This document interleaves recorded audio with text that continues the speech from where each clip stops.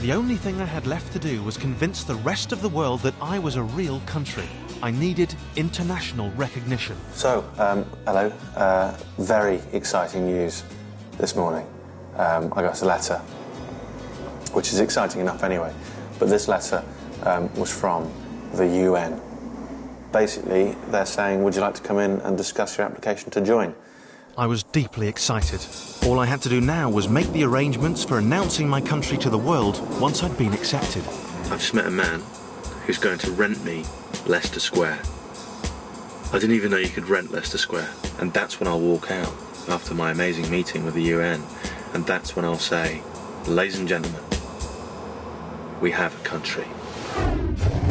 If you were watching Citizen TV last week, you will have heard me say I had a huge announcement to make. Well, that announcement was made the following morning on the website. I've invited citizens to London for our first mass gathering this Friday night. Now, special invitations went out to the first citizens to apply. If you received one in the post this morning, well done. I will see you on Friday night when together we will make history.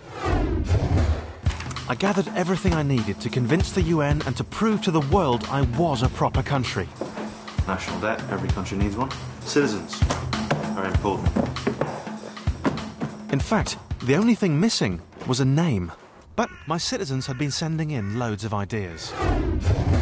Liam Brady says it should be called Walland. See a little play on Holland there? Wallisland? Wallisland. I'm going to write it down. Flatland. The United Kingdom.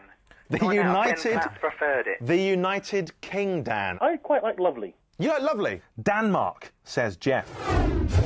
I've had more than 3,000 suggestions for names, and tonight we are going to take it down to just 2. The 2 I have chosen are Home and Lovely! I like them. I like them. Now, which do you prefer? Would you rather be lovelies or homies? It's all down to you. I've done my bit. Now you have to do yours. Go to the website and vote. This is a first in world history. The next day, I got up early. This was it. This was my moment. Thank you very much. Hello. Hello. Hello, I'm Danny. And I'm Shashi Tharoor. Nice to meet you. Nice to meet you. Thank you very much for meeting with me. You're a peace-loving state, are you? Exactly, and that. That's what the Charter requires. So I'm kind of hoping that if that doesn't convince you, I mean, other things will. So far, you haven't passed the test of having your own territory. What about my cyber nation? Now, that's a very intriguing idea. The leader of Tuvalu, for example, said, you know, we're one of the most recent member states of the United Nations, but the way in which the waves are rising, our country might disappear. And Tuvalu might find itself in a position where the state exists, it's a member of the UN, but it no longer has a territory. If it gets to that stage, then we may have to absolutely rethink the question of what constitutes a state. We haven't got to that stage yet. And it's easier to get there from starting off with the territory than starting the way you're doing, which is a cyber presence and no physical presence. I'd really thought that that would be it, you know. I really thought that the UN would embrace me with open arms. Every day I get emails from citizens saying that they're part of something and they're enjoying being part of something, and what's next and what should we do and how should we make things better. You know, I don't believe Tony Blair gets up every morning and goes through 100 or so emails from happy British citizens just going, "Hi, Tony, it's quite nice here, isn't it?" I don't believe that happens in France or Germany or Spain or Italy or America or Japan or China, but it happens here every single day.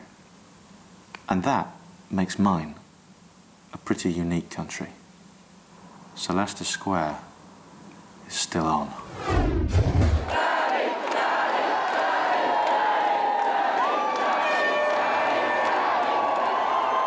The pinnacle of my 6-month journey to try and start my own country had finally arrived.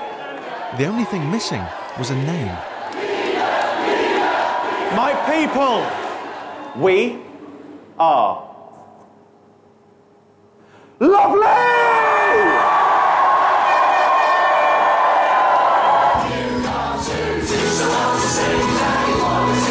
I knew in that moment that I had done it. I had my very own United Nation. And it was lovely. The main thing you believe that makes a great country great is its citizens. Liz Baker, she's apparently claimed a Teflon factory in Bradford. Oh, I've just been told we've beaten Monaco! Oh, hey! We are now at 32,514. Next stop, Liechtenstein. Please, if you haven't signed up, sign up. We've had thousands of calls, tens of thousands of emails, and nearly 250,000 posts on the message boards. This is no longer my country, but our country. And I'll tell you what, we're not all that little anymore.